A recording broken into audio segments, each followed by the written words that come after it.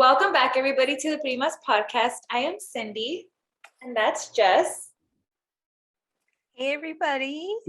You like my new setup? You didn't notice, Prima, I got new couches. Oh, you did? I got the love seat, so it's not a big deal. I'm coming up in the world. Whoa. This topic is perfect because we have our special guest who, thank you so much, Mariela. This is your third time joining us, and you have changed our lives individually so much. And so it's always an honor. It's always a pleasure to have you on. Thank you so much for sharing your wisdom.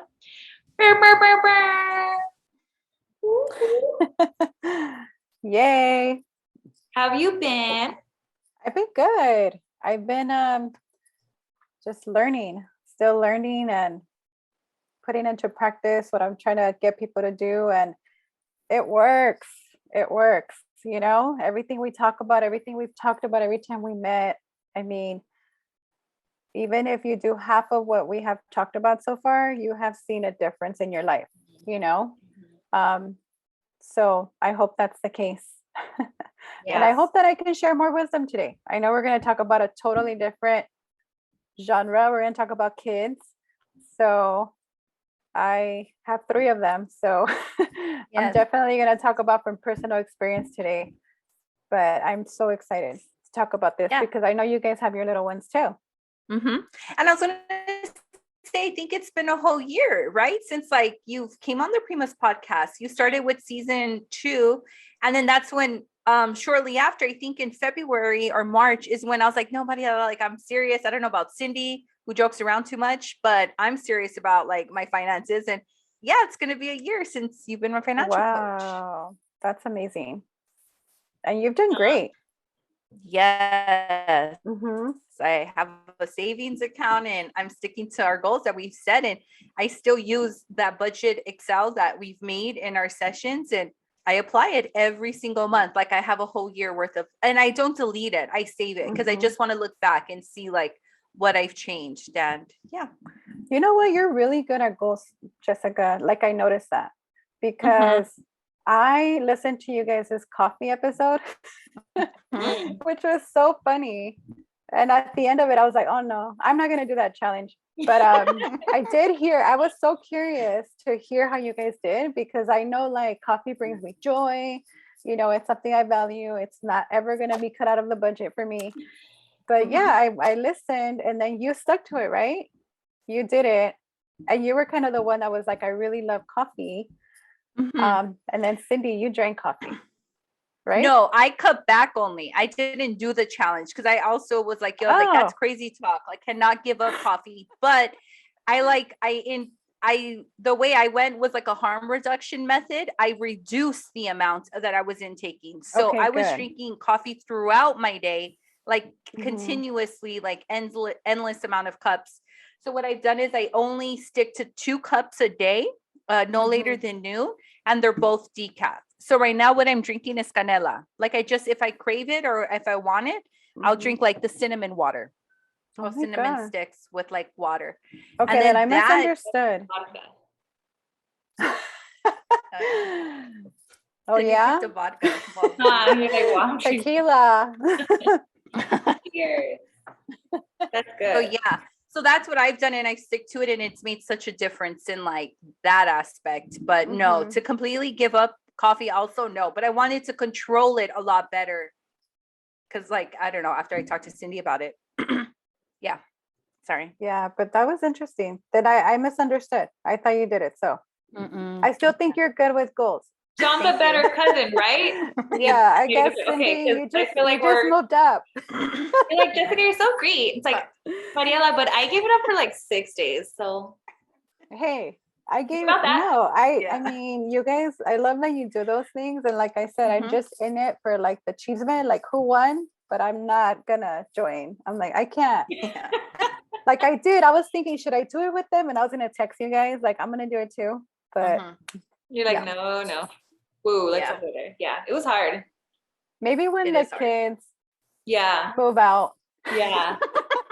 You know, I was like, I felt the same way. I was like, maybe when my daughter's older and off to college, I can focus. Yeah. No, Okay. Okay. Well, talking about kids, do you have any? Yeah. Jess, did you want to talk about your couches, or should we dive in? No, let's dive in. Let's dive in. Let's delve in. We'll circle back. So, yay, we are talking about kids. So, we pitched this idea to Mariela, how to get youth excited about money management. Because, as you mentioned, you have kids and you are modeling financial wellness to them. And we're all about wellness. We're all about self-care. We're all about healing. And we understand at this point in our lives that financial management is a huge part of self-respect. You know, if you take yourself seriously, if you want to be like the best parent, the best person to the world, you know, your best self, you need to handle your finances. And so check out her latest episodes. I'll link them in the bottom. But today we're going to specifically talk about, because like you mentioned, me and Jess have kids, you have kids, and not just for our kids, but like, how do we even get that conversation going? Because your kids are a little bit older, and I'm sure, you know, you've dealt with like that development where it's like, where did you start them? And feel free to make it like your story, because you're practicing it, you know, you're a practitioner of financial wellness. So yeah, well, when my kids are 6, 7, and 14 now. So when my 14-year-old was little, I was a mess, you know, financially. So she didn't learn anything young, you know, but she is picking up fast, you know, within these past few years. I think that the best time to start, because I think that's what people always want to know, like, when do we start, you know? And I think when it comes to money, your kids are curious, right? Like all kids are curious, right? We always say like, oh my God, like, ask me one more time why, you know, or what, like, or like, they always want to know. So it's the same thing with money, you know, like they're going to ask. So the best thing to do is when they ask you is to answer at that moment, like really take the time to inform them. So I have like an example about this that happened recently. So our TV was broken for a few months. And of course, you know, it's not a need. So it wasn't like on the top of the list, like we need to go get a new TV. So we waited a few months and then we finally bought one. And my 6-year-old of all of them was like, how did you buy it?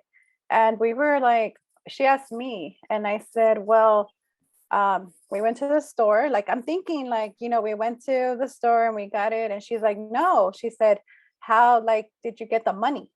And I was like, oh, so you really, you know, you want to have this talk. Okay. So then I told her, like, we saved what's saved, you know, we had the money in the bank. Where's that? You know, and I was like, oh my God, you know, like, but I was thinking kind of like when you have the birds and the bees talk, like, you know, you think about like, what words am I going to use? Like, it was like that. Like, I felt like, how can I explain it in a way where she's going to understand this?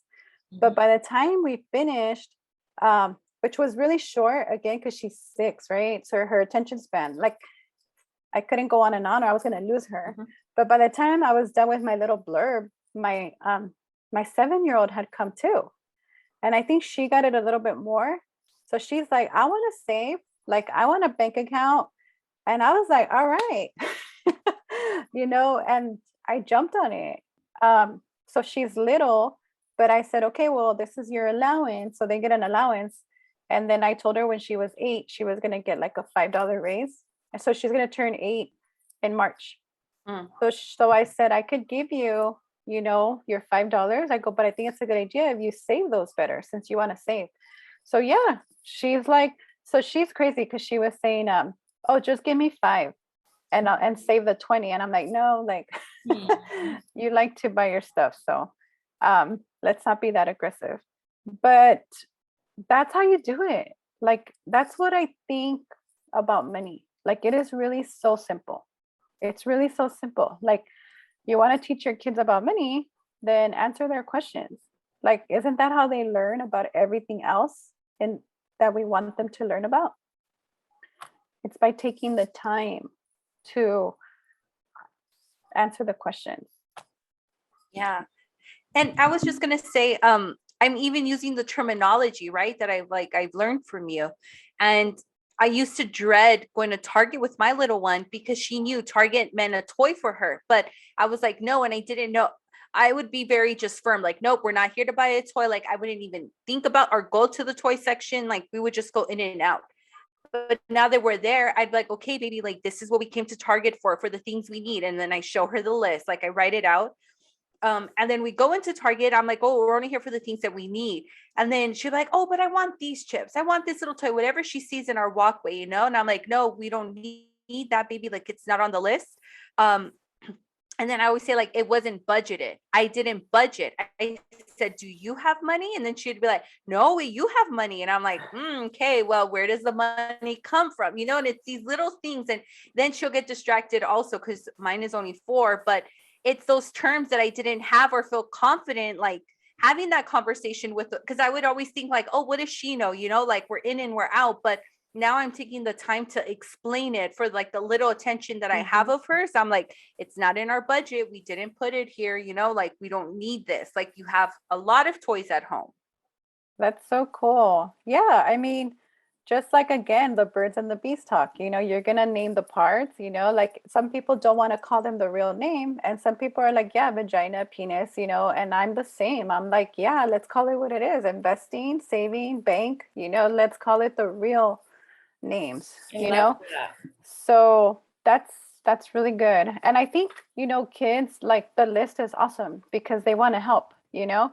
So they want to help, they're curious, all that stuff. So like when you go to the store, like that's a way of keeping them kind of not like keeping them focused on why you're there, you know? And that's such a good habit to have too, so that when they get older, they're gonna also like be like, okay, I gotta make my list. Like you're gonna get them used to that, and you're only buying what's on the list, and that's gonna help them stay in their budget, you know, stay focused. Because I think when with why we want to teach kids about money, like I think it's the same as everything, right? What keeps us motivated in life is the why. You know, why do I want to give up coffee? Why do I want to, like, we want some sort of result. So it's the same thing with money and kids. You know, I know that I want to be, I want my kids to know more than what I knew when I left my house. So my goal, my why is, you know, I just want them to leave my home already knowing about investing, already doing it. Like, I don't want them to have to learn it later. I want them to be in that habit of like, every time I get paid, a certain amount is going to go to my investment, certain amount is going to go to saving, certain amount to giving. So you guys and everybody has to just figure out their why too. Yeah. Ooh, and speaking of like budgeting, and I know me and Cindy have like asked about this. I don't know if we've asked you directly, but yeah, my budget for the groceries has gone up because of inflation. Did we say we wanted to talk about that a little bit today? And like how that's been impactful? Yeah, can I just ask a question before we move on to that? But that's a great question. Mariela, I wanted to ask you, you said earlier that your daughter likes to buy her own things, the 7-year-old that's going to be 8. Well, they all like to buy stuff. So can you give us, my question is, can you give us an example of that whole entire process? Because I would like to practice that with my daughter, like literally like so she saves, I'm assuming, and you give her the allowance. Oh, that's a long story. Okay, so that's a lot because it goes back for me. Like I think when I started giving them their allowance was in the pandemic. So if I could backtrack a little bit, because, you know, we were home, right? And before the pandemic, I felt like we were always at the park, like we were always doing stuff, or at the library, where I didn't really spend on toys. Like they got toys on their birthdays and they got toys at Christmas. So they didn't even really have a lot of toys at home. So all of a sudden we were home all the time, you know, and I needed to keep them busy because, you know, I had to work and they were just home. I felt bad. I wanted them to have toys. So we bought them a lot of toys. But then I just started noticing that they didn't appreciate it. You know, they wanted it. And after 15 minutes, you know, they were over it. And I was like, dang, that cost me $25, you know, like I was getting upset. And they just kept wanting more. They became those kids, right? That they wanted toys all the time. And I just said, and then that's when I introduced the allowance. Like, okay, this is what we're going to do. I said, I'm going to give you money every month, and this is how much I'm going to give you. And that money is for, they like Starbucks. That's for your Starbucks. That's for your toys. Like, and I said, what am I going to buy? Right. So we're going to buy you your clothes that you need, right? So not like anything extra, like one pair of tennis shoes, one pair of sandals, calzones, socks, like the essentials, right? Like that's what we're going to buy you. But if they wanted anything extra, like they have a jacket, if they want another one, then you're going to have to buy it on your own. We're going to pay for all the food. So we said, when we go out to eat as a family, we're going to pay. But if you want something else and you want us to take you, that's on you. So we kind of just made it very clear. So that's how all that started, Cindy. Like that's how they started to. So then we would go to Target, right? At first, like those first few trips, like that we would go places where they were selling stuff. And they were like, oh, I want this and that. And then like you just like, did you bring your money? You know? And that's how they started to really understand. Like, oh, this is when I would use that money. And then how much does it cost? Oh, you only have $5, but that costs $20. So that means that you need to save. And I would tell them, this is how long it's going to take you with what I would give them. And I always made it very clear, because I think like part of life, you have to make choices, right? We have to make choices all the time.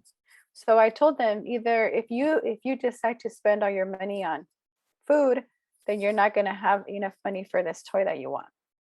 So eventually, and again, using those terms, right? And then eventually we started going to the store, and they would leave their money at home, and because they were saving. That's what they started to say. Oh, I'm not going to take my money because I'm saving for, and I mean, it was never where I sat them down and we had a formal conversation. It was just like the process of life, like going to the store. Observation. They were, yeah. Yeah. And then I'm like you, Jess, I have my list, and they help me get stuff that's on there, and no, it's not on the list this time. We'll add it next time if that's something you want. But yeah, it's just building up on what they're saying. Like, oh, you want that? Okay. Like, it's just like how they call like those teachable moments, where you're listening and you're like, oh, okay, well, but that's how it is. And I would say, like, even though your kids are little, like, I think I started with mine at 5. She was 5 years old when we started this, and she understood. So I do think that as long as they're curious, like that's when they're ready. When they start asking the questions, when they start showing interest. Okay. That's great. I hope that makes sense. No, it does. I just wanted like a real life example, because I'm totally going to apply all of that. But I just, I'm like, what is working? Because my daughter, she's losing teeth. And so she'll ask, like, where does the tooth fairy get the money? And, and today she said the sweetest thing. She was just like, Mom, I'm going to give you all my money, and I'm going to just keep asking for more money. And I'm like, that's so sweet. Thank you. Like, I love you.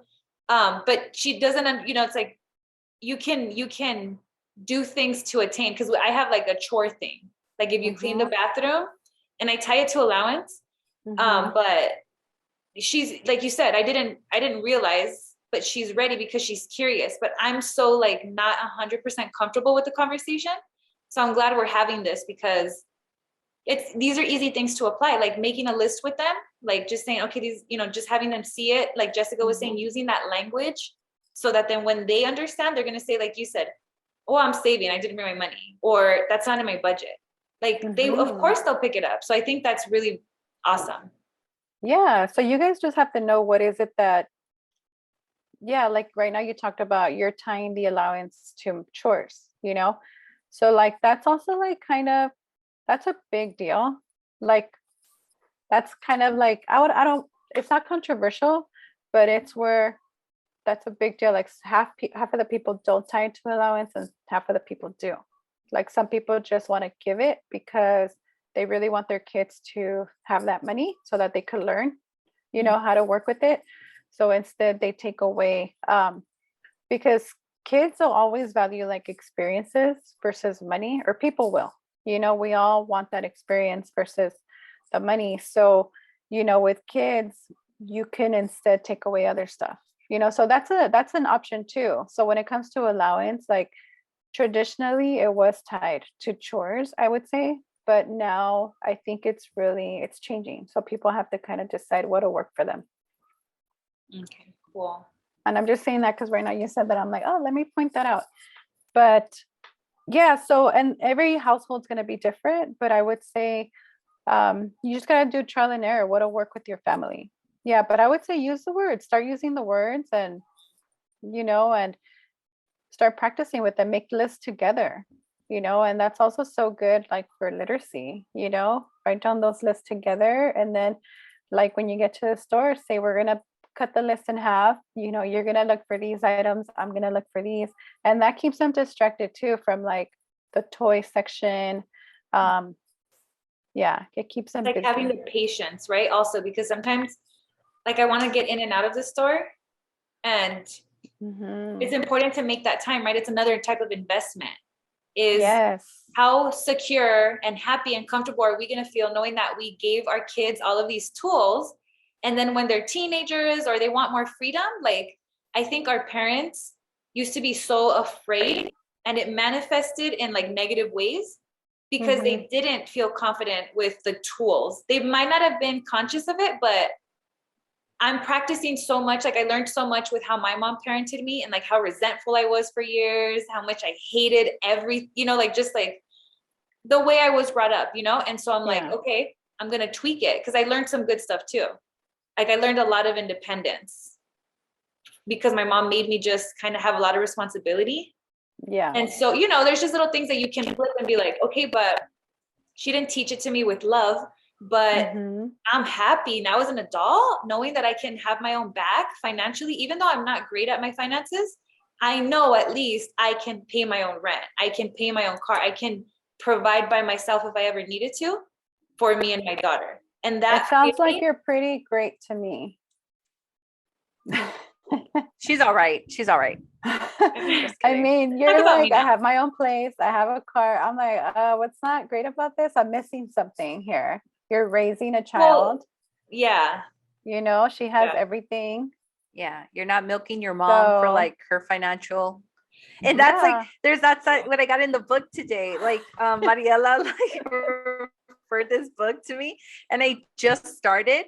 And there's this term they use, like the victor. Like we don't want to be the victor, right? Because like we're most of us are like parents of first generation, and us being first generation, we lose that mindset of like being an entrepreneur. So Prima, like that's what you are. You still have that opportunity, that hustle mindset that your mom didn't take from you. Because like what I don't want to happen to our kids is like, we didn't grow up privileged, you know, we grew up very like hand-me-downs and things like that. And so what I see like our generation doing is like removing that struggle mindset and like giving them everything that they don't need. And then our kids are not going to be financially independent, like what you just said, Prima. They're going to be like milking us and like taking our like wealth, quote unquote. And that's what I want my daughter to be financially independently stable. Like, and that's freedom, you know, to live like that. Because I know we struggled so much, like growing up, you know, we had to make so many poor choices to get to where we are now in our 30s. But like we're giving our daughters these tools at 5 years old. Like how much more of a, you know, step up that what we want for them. So I agree with Mariela. Like you are doing great. So yeah. And Cindy, you said something right now too, like how you changed, you reframed like how you used to feel about like the negative stuff like that you viewed before, like what you were resentful about, you reframed it where it's a positive now because you want to be happy, right? And you want to move on, you know, you don't want to stay stuck. So I know you guys said like I could name drop some books. So this is one I kind of just finished. It's called Happy Money, and it's by Ken Honda. But he talks a lot about that. Like he's all about like being grateful for like any money that comes into your life and also what goes out of your life, like regardless of how much it is. And like reframing everything, like forgiving our parents, because that's what we're talking about. You know, we're talking about our parents and, you know, we wish they would have taught us more, you know, but at the same time, like just having compassion for them and being like, okay, like Jesse just said, they were scared, you know, they didn't know.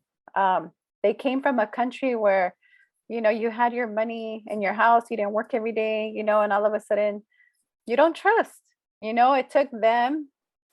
So then, well, I'm getting stuck here, but just understanding them, you know, that they didn't teach us because they didn't know, you know, but yet they did amazing. Yeah. Like if we look at it, it's like, wow, you bought a house, you raised all of us, you know, you had a really good job, looking at the good, right?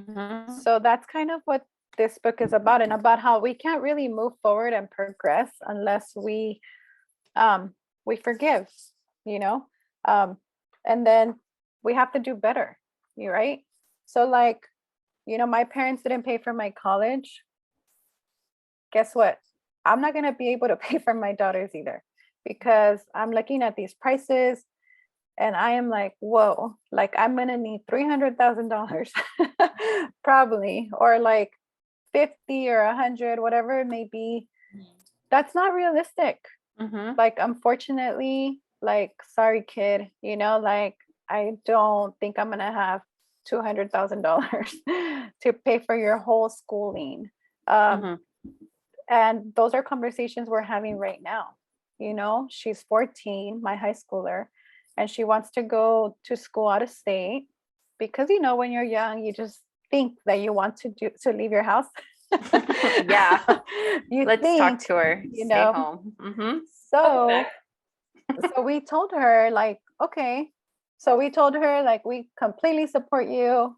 We want that for you if that's what you want. But the only way that's going to happen is if you get a scholarship, because we are not going to pay out of state fees. Because I'm more like, it doesn't make sense for me to do that. You know, not because it wouldn't benefit her or me. Like I have a lot of friends who did give their kids whatever they want. You want to go to state? Yes, go out of state.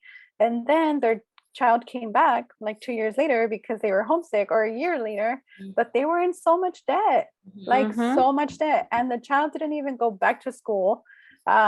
So you're in debt like $60,000 because you gave your child what they wanted. But in the end, it hurt everybody, because now that child is paying this debt, so are the parents, and there's nothing to show for it, you know? And I'm not saying that'll happen with my kid, but I also want, like, just like I have the boundaries of like, I know what we can afford and what we can't. Like, you have to know that too. And you have to be able to say that.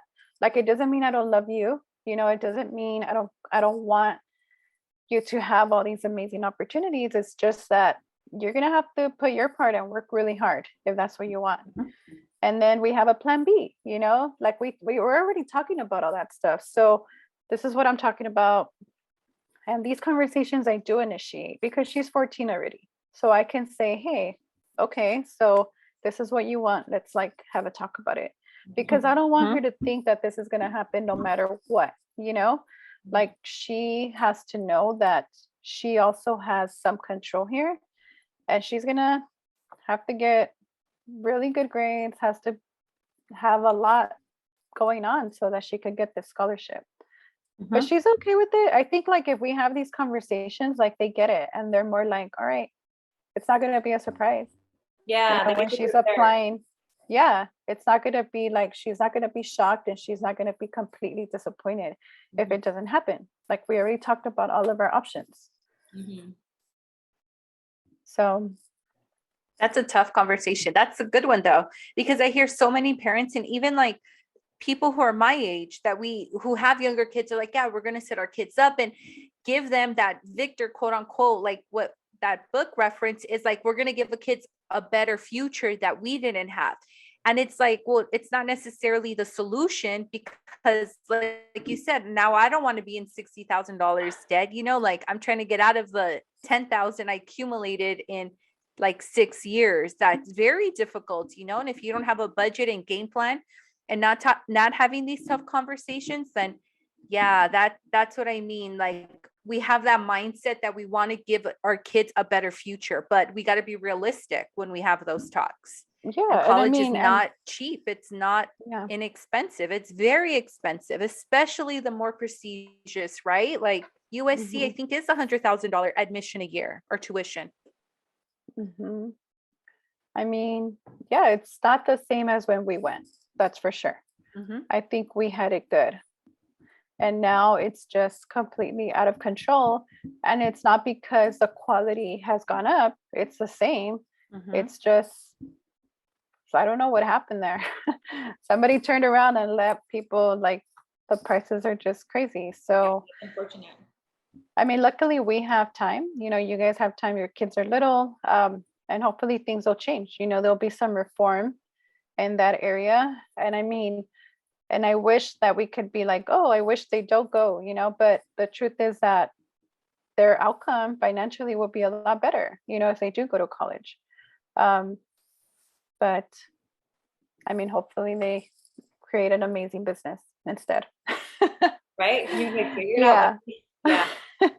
I wanted to touch on what you said, Jessica, about the victor. So it sounds like we've talked about this before when we talk about child development, when we when we solve our kids' problems, the consequence is then that when they do step out of the door, when they are ready to spread their wings, again, we didn't hand them those tools to be able to figure those things out on their own. So I feel like it's the same thing, but this is tied to money, right? Where it's like, we think, right, out of the kindness of our heart, like, we're going to set you up. But I mean, I saw it all the time at Cal State Long Beach, how like someone who was getting their school paid didn't take it as serious as someone who it's like, this is your opportunity in life. You worked so hard. Your parents worked so hard. They came to this country. Like, it gets deeper. And then, so that's what it sounds like, right? Like the victor, it's like, we think we're doing something good, but also we're taking away. Correct. Yeah. Like a skill set or a mind, a mentality of like, no, I'm going to solve your problems. And it's like, well, then they didn't learn how to solve their own problems. They get out into the real world and it's crazy, right? Because we see these adults that blow up and you're like, this isn't even like, this is life. This is how it is. And if you're going to blow up out of, that means that maybe life was maybe too cushioned, right? For them. So the victor sounds like. Yeah, exactly. Okay. Yeah. Yeah, I love that point, Cindy. I definitely appreciate the things that I've worked hard for, know, and I feel when things have come easily, like, it's like, so there is value. Yeah. And putting it to work. Yeah, I love that. Jess, I wanted to ask you first, what was the book title so that I can write it down? And then I wanted to talk about inflation. Yeah. Well, Mariela actually referred it. It was The Millionaire Next Door by Thomas Stanley and William Danko. And it's like the surprise secrets of America's wealth. And I only read chapter 1, but yeah, it's very informative stuff. Yeah, it's, I want to talk about this. I want to do better. I've been talking about finances for the last year, and this is actually my first book about like finances that I've read. Yeah. Yay. So it's good so far. I like it. Good for you. Yeah. Okay. So, dang, every time we bring you on, Mariela, time. I know.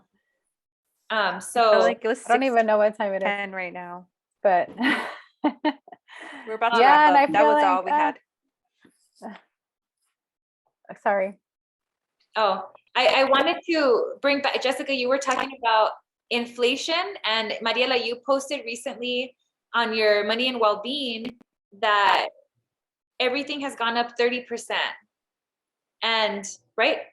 Like, talk about inflation right now is like at 6.6%, or I don't know what it is today, but it's close to 7% in California. So it's different in each state. believe it or not, like inflation. Oh.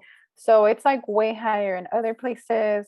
So I think we're kind of in the middle, but it hasn't gone up this much, I think, since 1980. And the thing is, like, there is no end in sight, because the pandemic kind of threw everything over a loop. Like, it just, and then now we don't know what's going to happen with the war, and now there's just like different factors, and it's like, it's scary, and it's expensive, everything. So I know you were talking about your food. You mentioned the food. Yeah, because there was a video you also posted, like my budget used to be, I think, in the range of $40 to $50 a week. And I started doing vegan, like meal prep. So I would eat a lot of veggies and fresh fruit. And I was like, man, this was easy. So even when I used to check out, I used to have a couple of dollars extra. So I would just pocket it. And if I ever wanted a cup of coffee, that's where it came from, that budget. And lately, since maybe the new year, I had to for sure increase my budget from 40 to 50 to for sure $80 now. Because there was a video you posted like before the new year, we used to buy so much food with $50, and now it's like 4 items. And I'm just like, whoa, and not really stretching that money when I felt like I had cushion not that long ago. Yeah, I mean, crazy to me. Yeah. And I don't see it going down this year. Like, I really think things will stay where they're at. And then if they go down, I don't think it'll be a lot. So yeah, I don't know. I know during the pandemic, we all saved a lot of money. We were home, right? So now I'm kind of like, God, is like the government trying to take our money that we saved back, I'm like having all these conspiracies in my head, but for sure, that's Big Brother. But I mean, in the end, it is what it is, and we're in this situation, so what are we doing to try to to not get back in debt, to still buy the foods that we know are good for our health, not sacrificing any of that stuff. Like, food brings us so much joy, so I know that it's something that people are going to pay, because you could try, if you're a meat eater, meat's really expensive. You could say, I'm going to come back, but you're sad on those days, when you're eating like bean and cheese burritos, like that's what we had today. And the kids, all kids love that stuff. So my kids are all happy, but my husband's like, where's the meat? But I mean, you do what you can, and we just have to adjust. And it might mean, like, if you don't have enough, then, you really can't get stuck there. It's like, okay, then I need to go find ways to increase my income, because we always think like, where can I come back, and that's good. But I also think it's also good to be like, how can I increase my income? There's a lot of jobs out there right now. So there's a good opportunity to go try to find another job that'll pay you higher, or go for that promotion. Like, things in life like this sometimes are the push we need, So it's not like, oh man, it sucks. Like, we can get stuck complaining, but the truth is, it is what it is. And let's be informed. And the truth is that it's going to be like this for a while. So what can we do about it? And just take those steps necessary. But like you said, I mean, I'm sure the veganism has helped you decrease your costs, but you still even felt it even with that. Yeah. Almost like even in the oatmeal oats, I mean, I used to pay like less than $2. Now it's almost $3. Oh, $4. It's like $3.50, $3.99 now. And I don't shop at like bougie like supermarkets. I do Food for Less or Super A. You know what? I was like, I think one day I did Walmart. I'm like, let me try Walmart. See the difference. And it was still really expensive. So I didn't see a difference. Yeah. So I'm like, I'm going to go back to my store that I like, because I'm like, I tried, like, let's see, but no, it wasn't any different at all. But this is also a really good time to, grow your own food. So it's springtime now. So it's a good time to go out and get some plants. And that's another way to save money on food. And I mean, we're talking about kids today, and that's such a great thing for them. And that's another way to be like, why are we planting? You know, why are we doing this? And it's like, oh, it's good for the environment, but it's also good for our wallet. You know, we won't have to go buy cucumbers, you know, or tomatoes. Like we'll have them here. That's awesome. I like that idea of you saying like to adapt, because one strategy is to cut back, but another one is things are going up. That's the reality. And we've seen in history, right? We can get a little bit of like when things are bad with regard to like inflation, they don't ever get better. And it's like, how can you adjust? How can you get into that mentality of, you know, not feeling sorry for yourself or not feeling like me? My strategy is always to minimize like everything possible. But I think that comes from like a scarcity place.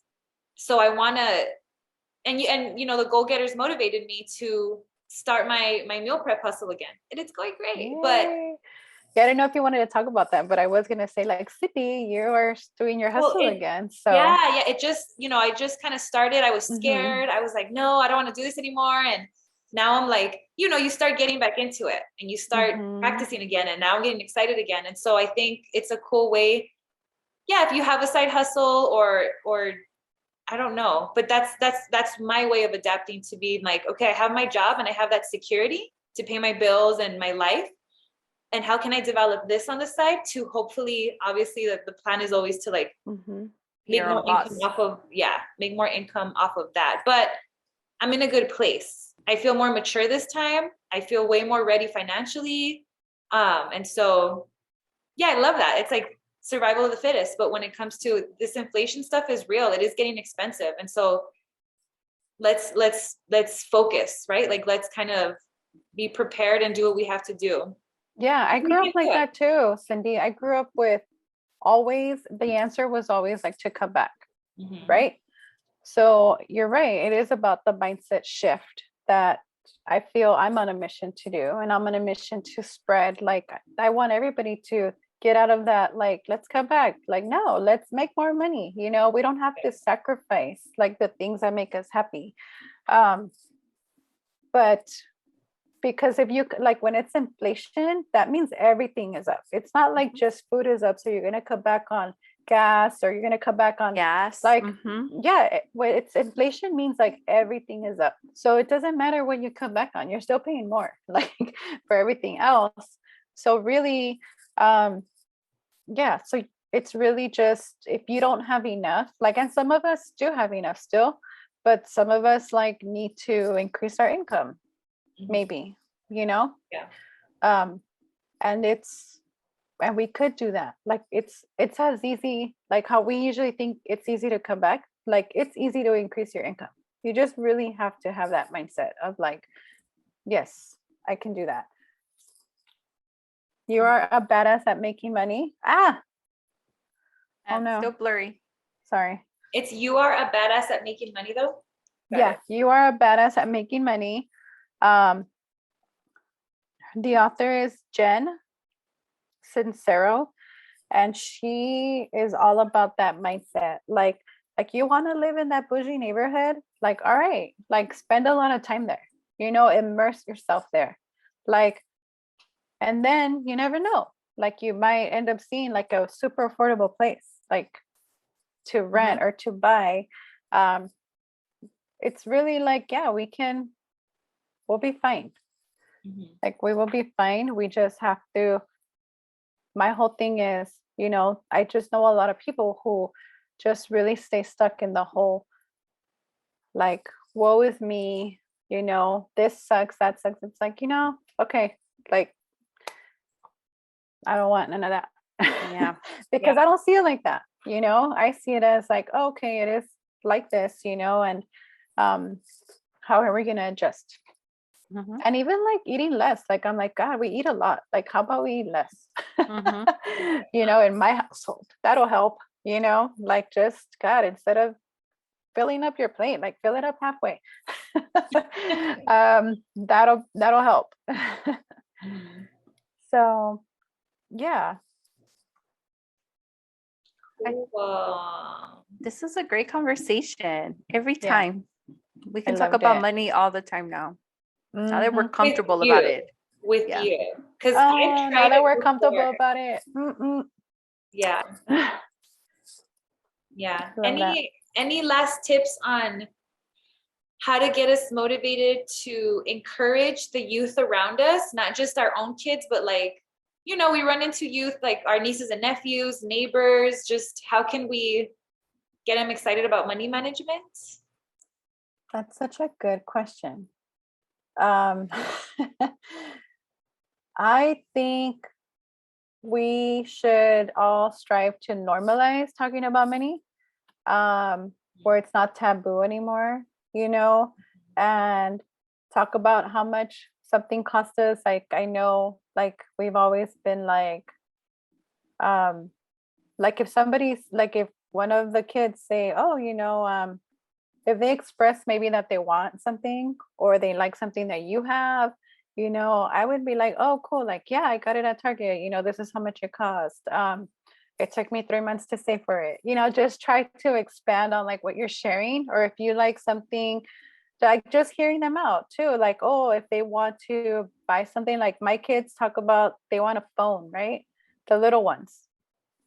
All kids want phones, like from the moment they come out of our bellies.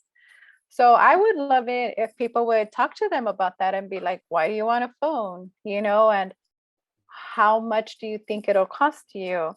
What are you doing to try to get your phone? You know, are your parents going to buy it for you? Like, just like talking to them instead of like, oh, how cute, you know, like you want a phone. Like, no, like talking to them. So I would say just let's normalize it. Let's talk about it. Let's share our own personal experiences. And let's ask them questions about what they want. Let's ask them, like your nieces and your nephews, like, what do you want to do when you grow up? You know, how much money does that pay? You know, where do you want to live? How much will it cost to live there? Because they don't understand that. You know, just like the kids want phones, they don't understand that there's a monthly payment for that. You know, some kids want big trucks. Oh, you know, I know somebody who has a big truck and this is how much they spend on gas, you know, because if you don't know that stuff, then you don't really understand what it is you want. You don't understand the full picture. And we don't want to like I try really hard to find the balance because I don't want to make people dislike money, right? Because I think that's kind of the problem, that we just like money and we don't want to talk about it, and that has hurt all of us, you know, and it's made us feel shame and it's made us feel guilt when it comes to money. So I just always want to talk about money in a good way. So I would say, like, let's keep that in mind. If like that's what I will end with, like, just when we talk about money, let's keep it positive, let's keep it light, and let's really make people believe like that anything they want, like the big house, the cars, the trips, it can happen. Like, if that's what you want, like, it is possible. Awesome. Thank you. Said. Yay. Thank you so much for coming back, Mariela.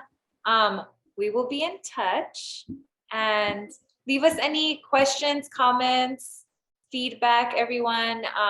Yeah, thanks, Mariela. You always change our life every single time we talk. So thanks for coming back. Thank you. I enjoyed this one. I enjoy all of them, but this was good. And I'm super, like I said, you know, you guys are role models. So keep it up. Keep up the good work. Yay, thank you. Okay. I'll talk to you guys later.